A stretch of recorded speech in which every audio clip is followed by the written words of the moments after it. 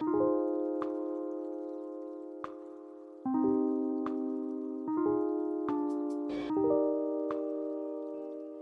back to the Indiewood podcast once again. This is a podcast about indie filmmakers and making indie movies and the many hats these filmmakers have to wear in order to get those movies made. And we talked a lot about this series with our wonderful guest, Allie Rae, about writing, about producing, about kind of prepping for the things that you don't expect in a movie or a theater production. And just to kind of, if people are jumping in at the last episode instead of the first one, Allie Rae Treharne is an actor and producer and theater maker. As we've coined this episode or this podcast. And she has been on this interesting journey of doing advertising in Utah to ending up on a TV show in Los Angeles, and then producing a play that went to the Hollywood Fringe Theater Festival, and now is moving to London to pursue an MFA. Yes. It's been quite a journey. But before we get to your next path, your next journey, your next destination, I want to talk a little bit about editing, because recently you've edited your first short. Is it right? Yeah. Can you say more about that? I want to hear about that. It wasn't it's not like a full, it's not a full narrative piece that like works in the short. Was it the Detroit adaptation? Okay, so Detroit was the play that you produced, and so you kind of filmed a little bit of a... So we filmed 2 scenes from it. So we took the exact same script, but we just put it on screen. When you kind of filmed the play Detroit, was it did you just do like a single setup, or was it multiple angles? Yes. So it was kind of like a short film. Sure. I mean, as in like it was shot like a short film, and we had an amazing crew, amazing DP, Luke Pendley, who CFA hooked us up with. Shout out CFA. Yeah. These girls rock. Yeah, they do. Tori and I sent an email I emailed them being like, guys, I'm looking for a DP. Do you know anyone? And then they fully put me and Tori in their newsletter. And we got a response of like 12 different DPs. Like just down to collaborate with us. It was so nice. And they were all so good. Really good. It's hard to pick a one DP out of a sea of good ones. I know. Or any crew member, yeah. I was like, shit. And I'm not used to being on that side of things. I'm used to being rejected. Yeah. So now you know how hard it is to reject people. Yeah. Yeah, I think that experience also kind of changes your perspective on like, oh, it's okay, I didn't get it, because it's hard. Sure. Yeah. Yeah. So you filmed Detroit as a short. So we did, but as in like it wasn't like a beginning, middle. It wasn't like we can't probably give it to film festivals. We can't really screen it without the context of being like, these are just scenes. Like I labeled them scenes from Detroit. So it's just like an extracted scene from a play that the purpose was that I wanted our work in Detroit to have longevity that was also shareable, because Tori and we put in so much acting work to it, and theater's so ephemeral. You never see it again. So we needed it for our portfolios. You know what? I think there's a version of this that you can cut that could be a short film that you could submit to festivals. Really? Short films are so... I'd like to, no. But I will stand by that, because I feel like short films, there's no rules. You can do whatever you want. And I've seen scenes from a movie... that could be a short film, and so I'm a firm believer in that short film's kind of whatever it wants to be. It just depends on the story. For sure, yeah. And I think like there's definitely some compelling things about both scenes. I would love, one of the scenes I feel good about. The other scene, if you watch it, I'll probably be like, Yaro, tell me what I did wrong. Tell me how to edit better. Well, what's the... Because it was challenging. Because are you editing by yourself, or do you have an editor and you're just kind of directing that? I edit it by myself, and then I would just kind of send it out for feedback, But also it's kind of like the way we shot it, we had limited takes, and since we didn't really adapt the words, it's this long play monologue. So it's like I have like 2 takes of the monologue, because it's like a 5-minute take to pull from. So it's like my options in the editing room are limited, and I am such a beginner. I don't really know what the tricks are for working around. Do you know what I mean? Yeah. Like it just felt like I don't have a ton of options to cut to. I have like one close of me, we have 2 of a 2. We have one wide and one like really wide. See, the interesting thing about modern cameras nowadays is back in the day when I was kind of starting, I used to shoot on mini DV tapes, which weren't even HD. They were HD, quote unquote, but like the quality you couldn't punch in, because once you started punching into the footage, it just would fall apart. It would be so grainy, it would be so muddy, it would be, you could see like the individual pixels. But with like, stuff that's 4K, stuff that's 6K, you can reframe and get closer and get further away. Yeah. So depending on what you shot in, if you just have one angle on you, one angle on the other actor, and a wide, there are opportunities depending on your resolution to turn that wide into a 2. Into a 2, or to a close-up, or to an extreme close-up, or and we talked about AI and kind of pooped on it the last episode, but there are also people, they'll pull out a little bit, right? And they'll have like, you will see the black around you'll zoom out of the image a little bit, and then you'll have black bars around it, and then you just fill those in with AI, and then it's a different shot altogether. Wow. I So yeah, so not to like, tell people to go use AI and whatnot, but there's use cases for it. Yeah, for sure. You can open up your edit a little bit more, even if those are some good hacks. Yeah. Cool. I mean, I'm like at the level of just trying to figure out. So basic, but those are good to know for when I have the capabilities of using them. It's definitely its own kind of thing, editing, and we talked about this. Get better at it. It's just practice. You got to keep doing it. And as you, start to unpack the story, and you'll cut here and you'll cut there, maybe you'll find that as you're editing, like the scene is great, but maybe if you cut a line, would it work better? And now you're editing the play a little bit, but also it could work. I mean, that's the thing. I think I think the second scene that we shot, with the first scene the second scene we shot, I'm like, the second scene that we released, it needs to be cut is what it is. How long are both scenes? Between like 7 to 10 minutes. Okay. Yeah. So Tori's main scene, because we like shot her scene, most of her coverage, and it kind of goes back and forth to me, but then so each of us have our like, the character's like moment. So yeah, hers is like, I think just like goes.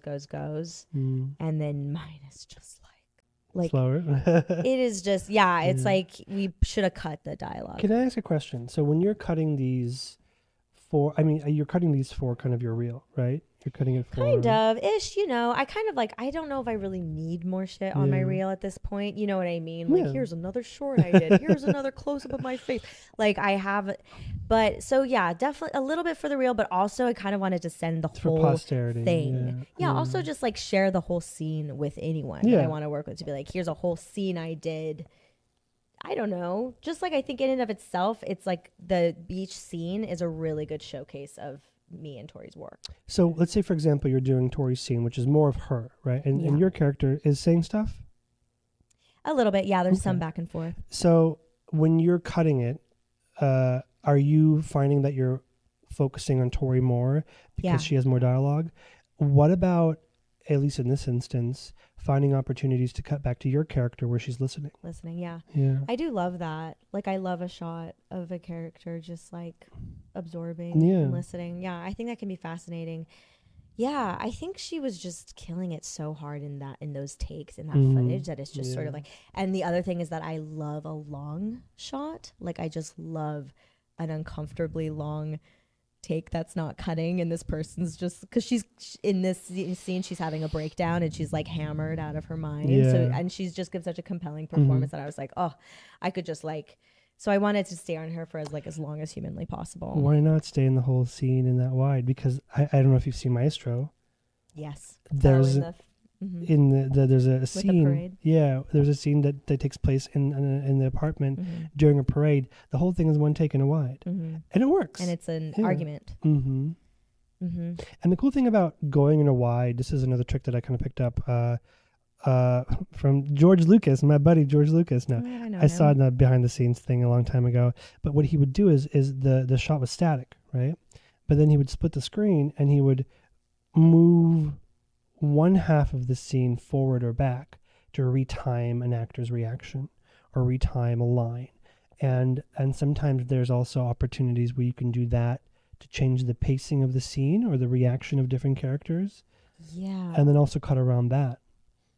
Wait, I'm not sure I understood what you said, but that sounds like something I wish I knew how to do when I was editing. Well, I guess if you look at the timeline, you'll just kind of duplicate the clip in the timeline. Yeah. And then cut both clips literally in half, right, on the screen. So let's say, for example, if Tori's on the right side of the screen and you're on the left, they're... Because it's a static shot. Yeah, it's two different clips that match up, but then you can retime when the reaction's happening, when the line's happening. But the other person is still going to glitch. Well, you just crop that part out. Like you cut, but you'd still have to cut back to something else, right? Well, I guess it will only works if you're in a two shot. So if the two actors are on, we have, on my scene we have like a really, really long two shot, and I am taking so long to respond. So you're saying there's a way to fix that? Yeah. So for example, let's say you have the same shot, right? But you duplicate it in a way where the left side is its own shot, and the right side is its own shot, and you cut it down the middle. Yes. Okay. Right. Yes. And so they're kind of separated from each other, if that makes any sense. From the whole take, they're separate. Yeah. Mm-hmm. Oh, okay. Gotcha. And so we can retime it as needed. And I think for longer takes, it might be more difficult. To compute. It's starting it would be better with like a compute. visual example, but on a pod, that's kind of difficult. No, okay, that's interesting. And that would have been a great hack for this specific scene that I really struggled with. Sometimes, the performance on the day works, and then you get it in the edit and it just doesn't fit, and you can do that. You can retime it. Totally. I've never been more mad at myself, like as an actor, like watching myself on the screen being like, yeah. I've yelled at my footage I've shot of myself. I'm like, why did you cut there? Why did you pan? Yeah. Why did you do that? It's yeah. Well, like we said last episode, a project is cut in 3 points in the timeline: screenwriting, on set, and then the edit. And so, for sure. I mean, I learned a lot as an actor because I've edited my own reels and stuff and yada yada yada. But I learned a lot as an actor having to edit my own long ass takes. Yeah. And I'm just like, dang, girl. Are you finding that you're going to make different decisions? Are you going to be a little quicker? Are you going to be a little slower? Yeah, I think like it always depends on the context, what the project is, what the director wants, what the tone is. But I think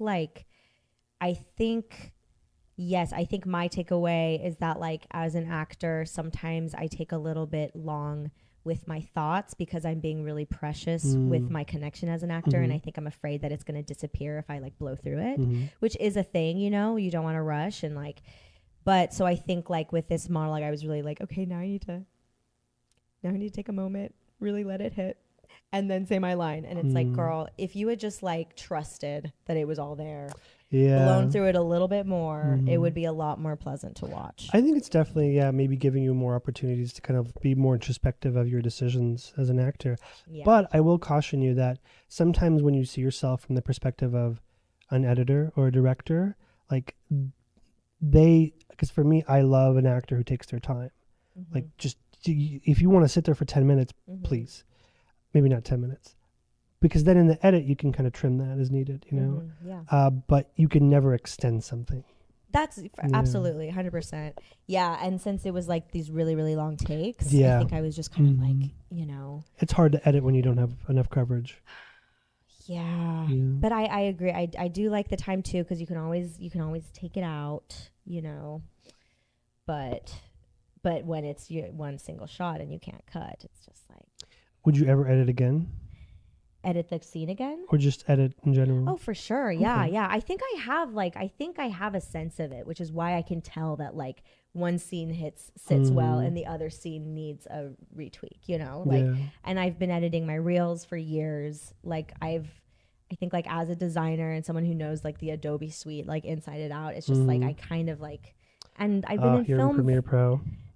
Well, I tried to learn DaVinci for this, and then I was like, no, it's too many. That Too many learning curve buttons. is so freaking high. I spent like so many hours just Googling a glitch that apparently had never existed until now. I'm the first person with this problem. I'm like, that's amazing. It happens. Yeah. I was just like, okay. So I know that like DaVinci's probably better, especially for coloring. You know what? I would say not one is better than the other because they have things that work better for one thing or another. And DaVinci does have color and it's a little better.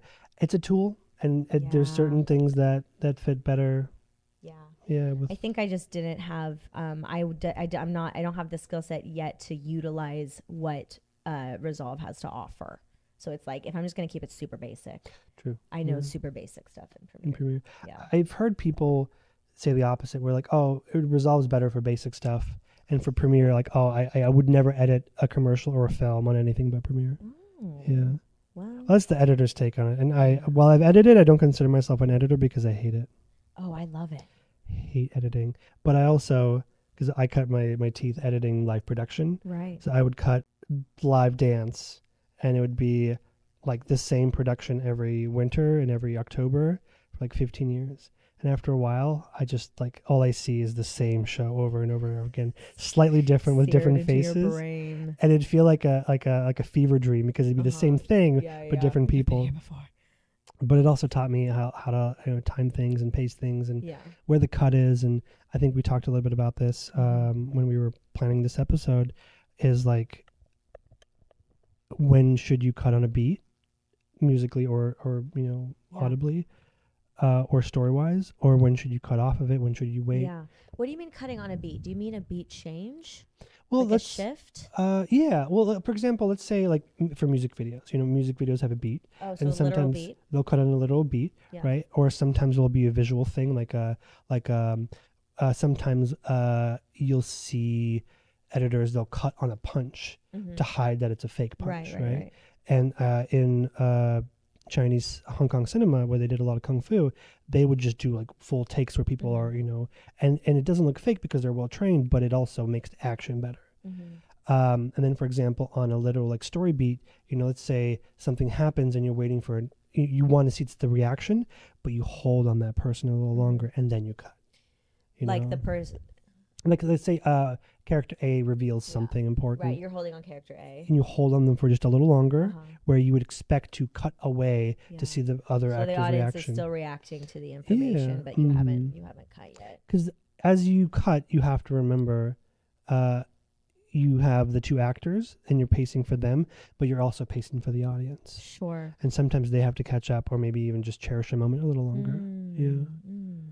At least that's my... Sure. Yeah, I my can theory. see that. Yeah. Yeah. What was the most difficult thing about editing these two? I'm going to call them shorts because I still think they could be shorts. I think my own inner demons. Okay. Say more. Like having anxiety about releasing something that's not perfect. Yeah. And like me feeling like I don't have the right to like do this and like show people because like I'm not an editor.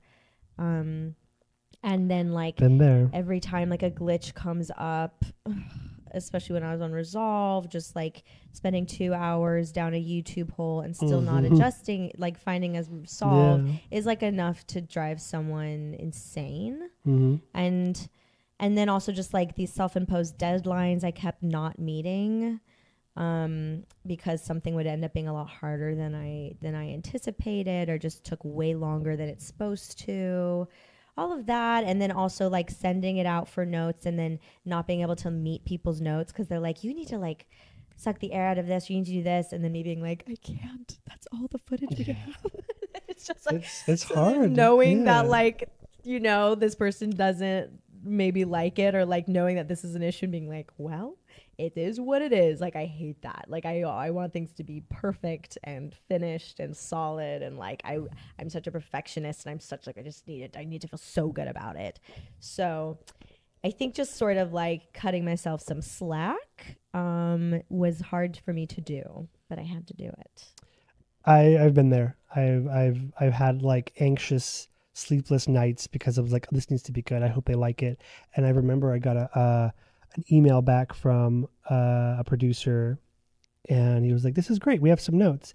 My brain immediately skimmed past this is great and was like, we have notes. And I'm like, I'm terrible. I'm a shitty writer. Yeah. Like, I suck at this. And that it's hard to kind of fight those inner demons because you're putting out something that's so personal. Or maybe like, it's not too personal, but this is your first attempt at doing it and serious people are taking a look at it. Totally. But editing is hard. Totally. And it's weird editing your own face and then showing everyone your own face that you edited. You have to be comfortable with your own face. Look at this 5-minute take of this ultra close up of my face. Watch it and tell me what you think. It's like, it doesn't fit like, it's just like when you think about it too hard, you get really self-conscious. Yeah. Because it feels egotistical in a way. It does. Yeah. Like, you feel insecure and you're like, I'm sorry. Take 10 minutes of your day and watch my face. Yeah. I set up a whole production to record this. I'm pointing at my face for those listening at home. And you're showing it, you're forcing someone to watch it. Yeah. And then I cut it together and then I sent it directly to your inbox. I'm going to sit here and watch you watch it and watch for your reaction. Yeah. It's just like, oh God. Sometimes it's like, as an actor, like I find like sometimes it's like you're kind of over being. Sometimes you're like, okay, I need to like not be witnessed for a minute. Yeah. I need to take a break from like begging people to witness me. But it's exhausting. Here's an interesting thing that I don't think I've ever had to deal with as a writer or director, is that like I've never felt like I'm being witnessed, me specifically, but like my ideas and my feelings and my thoughts and ideals. But for actors, I think it's different because your instrument is your body. It's not a pen. It's not a camera. Yeah. How do you deal with that? I don't know. Honestly, with Detroit, it was like we went so hard, but it was like after like however many months. Because also it's like I was producing it myself. Like if I'm in a production that someone else is taking care of all of that, I have so much more energy and I feel way less weird about it. But when you have to put out your own work out there, and I'm producing it myself and I designed posters with my own face on it and then I'm printing them and hanging them up and then getting people, the reason we sold out shows is because I texted everyone in my phone book and I was like, come to our show, come watch me. And then in my classes, I'm like, come to my show. I'm just constantly being like, watch me. And then they're there and then I do my thing. And then afterwards I'm like, you have to say hi to everyone and be like, thank you for coming, and still promote it. And after all that, I like needed a break. I needed a break. So I took myself out of class for a minute and I was just craving being behind the camera for something. And I actually did production design for my friend's feature. That's what I did. I like art directed a feature. What's the least acting thing I can do behind the camera? Yeah. Cause I was like, I need to like take a minute because I feel so exposed and like raw, and also, like I need to recharge. Like I need to stop being so outward facing. I don't think that's like, for my personality, that's not sustainable. And then you went and shot a short film of it, and then you edited your face for and then I did it again. Couple months. Yep. Then I slingshotted back the other way again. Well, there's another slingshot happening in your life. You're getting an MFA for acting in theater. After having success and after producing and after, how did you come to this decision to kind of continue your training?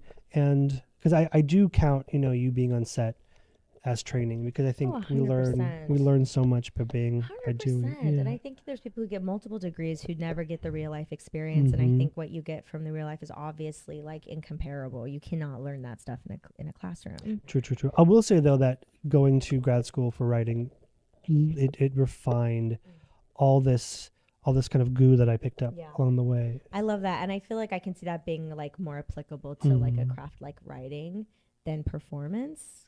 I think sometimes if you over intellectualize or over like if something becomes over academic, when it's just hard, you have to strike that balance, right? And so I think like the MFA thing, like I've just always wanted conservatory training. I love being in class. It was my dream to go to an acting school when I was 18. And you're going to London? That dream. Yes, it's been my dream to visit London. It's been my dream to do theater in London. And I do think that a lot of times with theater, there is a bit larger barrier to entry than film, and I think a lot of people I came to LA with like, not a lot of like training, but was still able to like work in film and TV. And I think with theater, and I'm not saying this is good, I don't think it's a good thing. oftentimes like people do prioritize like where someone comes from. Yeah. Which I hate, but I'm also looking forward to like, just like, I guess making connections like in that way and just opening up my world to like another industry that's not just LA, and opening up my world to other art forms that's not just film and TV, and doing more theater, and and just like being exposed to the way they do it over there and stuff. And once again, I just love being in class. Yeah.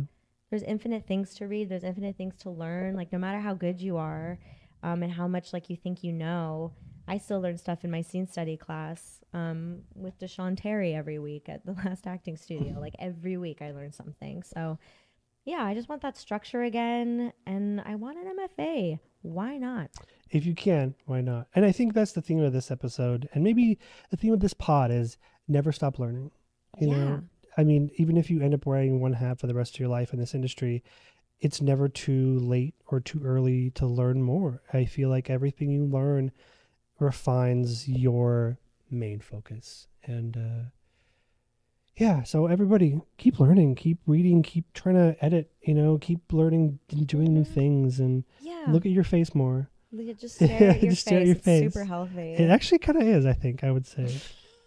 Maybe not in like the artistic sense, but in the literal sense, because I've noticed that until very recently I've never actually saw my face. Really? Yeah, and that was a big change for me, like being on camera, being on this pod. Sure. Seeing myself from the angle that everybody else sees changed how I perceive myself. That's real, yeah. And I feel like in that situation you either have to accept it or you buckle. And and it's just like crack. For me as an actor, I'm just over it. I've gotten over it. I've gotten over how I look. I've gotten like really technically familiar with my face, instead of like, oh my God, I hate that angle. I hate this side. I don't look good. I don't. It's like, no, I know what like I look. It's like you kind of just have to like get over it. Yeah. Like if you are like intent on like harboring so many insecurities about how you look as an actor, I don't know. That sounds exhausting. Detrimental. Like you need to get over it. Yeah. On that note, we're going to wrap up this series. Look at your face. Get over your insecurities. Look at your face. Get over it. You're beautiful. Keep learning. Yeah. Yeah. Allie Rae, thank you so much. Thank you for so much a wonderful for having podcast. I wish you a lot of luck in London. Lambda, right? Yeah. London Academy of Music and Dramatic Arts. Love it. I think you're going to have a great time. Thank you for everybody who listened. Have a wonderful week, and we'll see you next time. Thank you for joining us at the CFA studio for another series of the Hollywood podcast. You can find the podcast wherever you find your podcasts or on YouTube at the Cinematography for Actors YouTube channel. See you next week. From the CFA network, Cinematography for Actors is bridging the gap through education and community building. Find out about us and listen to our other podcast at cinematographyforactors.com. Cinematography for Actors Institute is a 501c3 nonprofit. For more information on fiscal sponsorship, donations, because we're tax exempt now, so it's a tax write-off, and upcoming education, you can email us at contact@cinematographyforactors.com. Thanks.